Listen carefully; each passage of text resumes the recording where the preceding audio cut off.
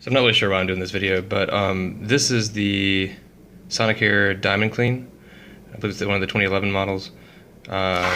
We just got sent a new handle, which is this one, from Philips. We've actually had this issue a couple of times. I think it's from maybe pushing on it while we were brushing or whatever.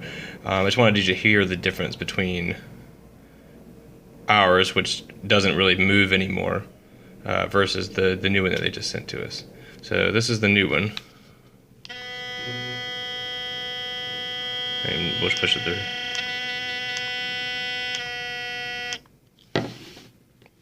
And this is ours.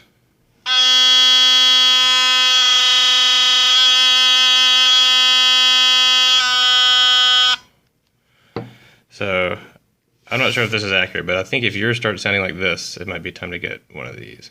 And if you register it when you get it, you get an extra 6 months on the warranty. So it's 2 years and 6 months. So anyway, so I thought I'd show it.